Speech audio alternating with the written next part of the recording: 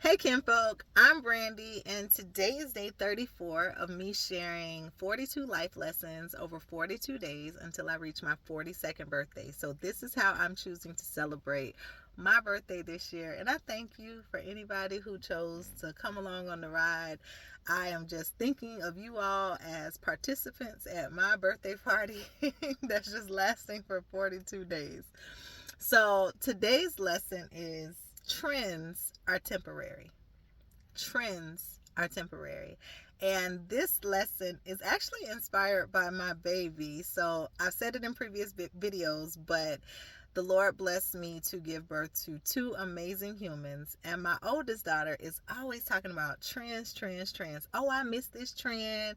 Oh, I hate that this trend ended. Oh, dang, I came in on the tail end of this trend. I ain't really get to enjoy it. But I hear about trends every single day. She's like obsessed with it. And I remember being 12 and I remember feeling that way as well, like, oh my gosh, I'm missing out on something if I don't know the new word or the new catchphrase. Or I never could dance, but it's like, oh, this song is like popular, it's hot, like, okay, it's trending now. And then I thought about this phenomenon called FOMO, fear of missing out. And I'm like, wow, it sounds like she has a little bit of that. I know I had it. And then I thought about this is how my mind works, okay? So go with me. Then I thought about the person in the Bible that I believe he had to be the original trendsetter. Like he was the one creating all the trends. It was him that everybody was trying to follow. And of course I'm talking about nobody else but King Solomon. So we know that, I mean, he wrote Proverbs. So we know that he knew wisdom, but he knew partying. he knew he knew women. Yeah, like what, 800 wives and 200 concubines, whatever that means. He knew accomplishing his goals, like his work related goals. He did everything in his life that he wanted to do. Everything. There was no trend that he missed out on, because like I said, I believe that he was the one setting all the trends. And when it was all said and done, not at the end of his life, but just after he had done everything that he wanted to do, amassed all the wealth anybody, like 100 somebody's could amass. Like, he did everything. Like, Solomon is such an amazing person in the Bible. I think he is an amazing historical figure. But in Ecclesiastes chapter 2 verse 11, he says, when I considered all that I had accomplished, and he accomplished a lot by worldly standards. Like, he accomplished everything. Like, I don't know, I'm saying it to myself, but I'm saying it out loud. Like, all that he had accomplished, he accomplished everything that, like, I'm striving for, that I pray for. Like, he did it all. And when he considered all that he had accomplished and what I labored to achieve, again, this is Ecclesiastes chapter 2, verse 11. He says, I found everything to be futile, like chasing the wind. There was nothing to be gained under the sun. Trends, all of this, everything, all of this is temporary.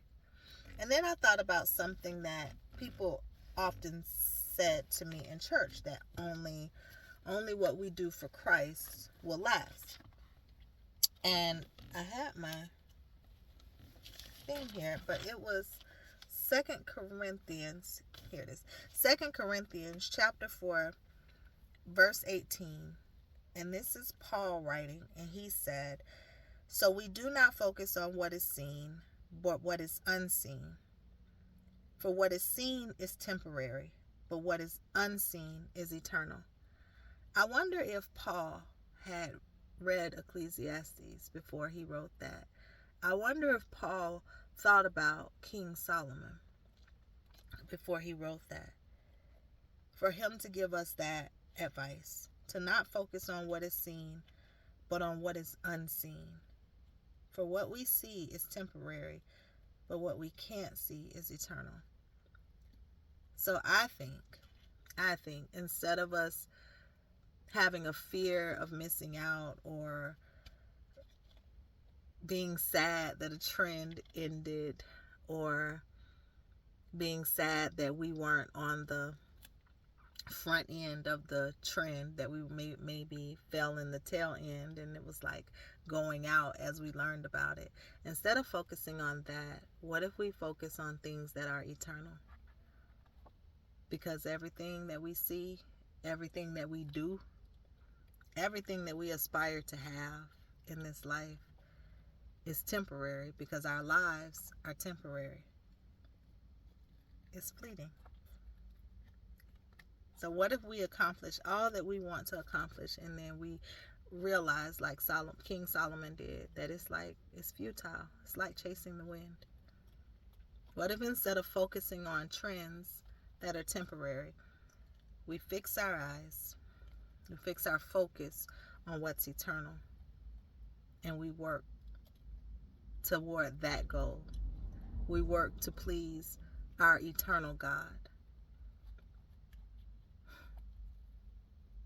That's it.